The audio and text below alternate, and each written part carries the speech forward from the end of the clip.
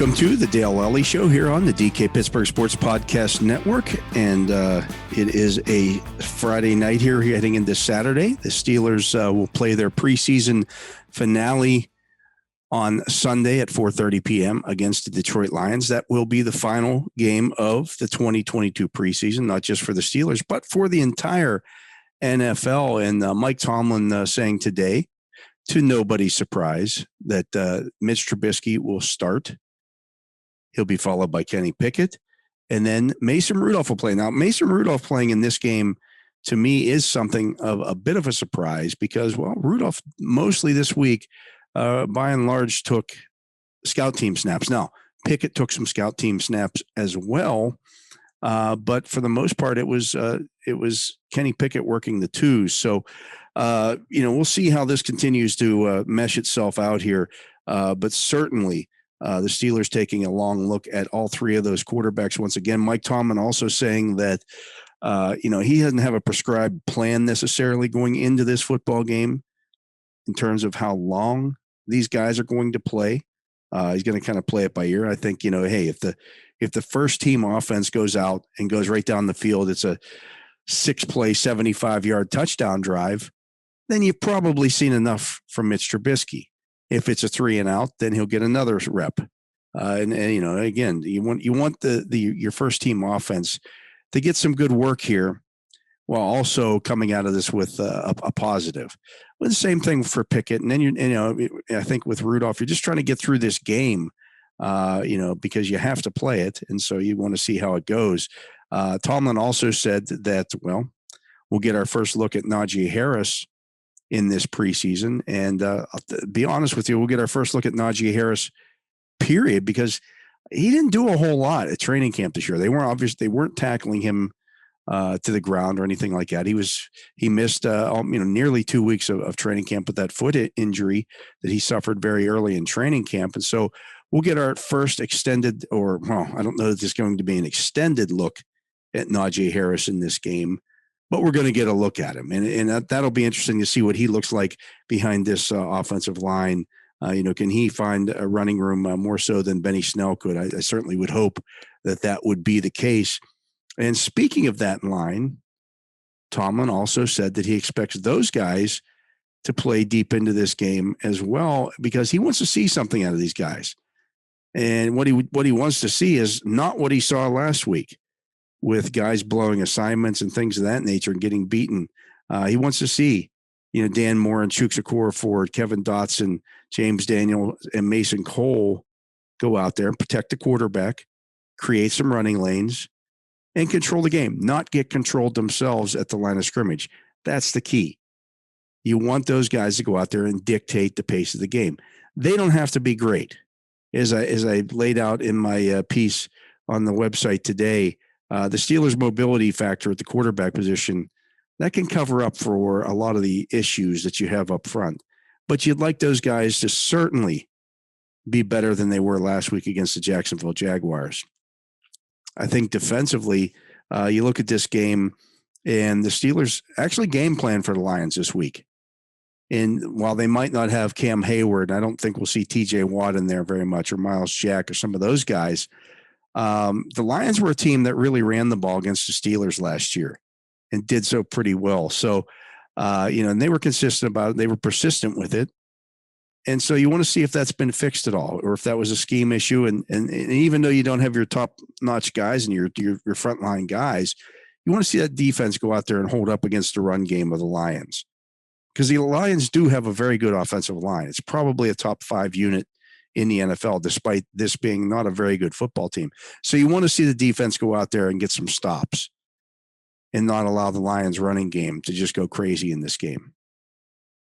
That's what I want to see in this game. You want to see some steps forward with that unit as well. I'm going to take a break. When I come back, I'll give you some guys that I'm going to be keeping an eye on very closely in this game. We'll do that when we return. You're listening to the Dale Lolley Show here on the DK Pittsburgh Sports Podcast Network.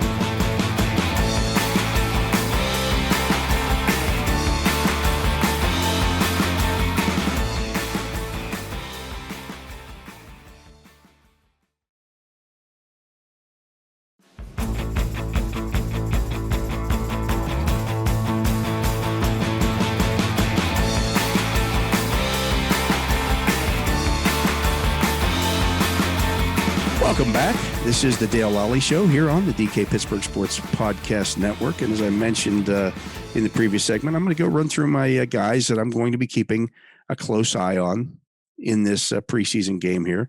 And we'll start on the offensive side of things. I think, I really want to see Kevin Dotson grab a hold of that left guard spot.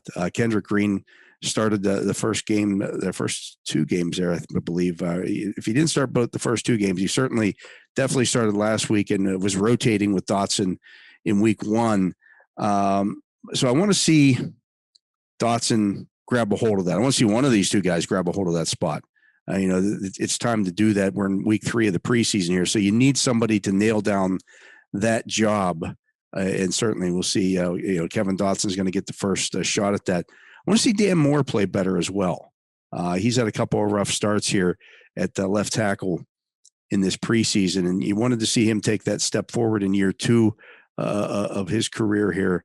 And it's been a mixed bag of tricks here for him thus far. So I want to see Dan Moore Jr. play much better than he has. Same thing with James Daniels as well. I think of the offensive linemen the Steelers have run out there, Chukwuefor and Mason Cole have probably been the two best thus far. So you want to start to see that unit gel a little bit more here. In terms of some of the other things I want to see offensively, obviously you want to see what Harris looks like running behind this line. That goes without saying. But Jaylen Warren, again, he's been catching the ball well. Want to see if he can continue that. Don't fumble the football.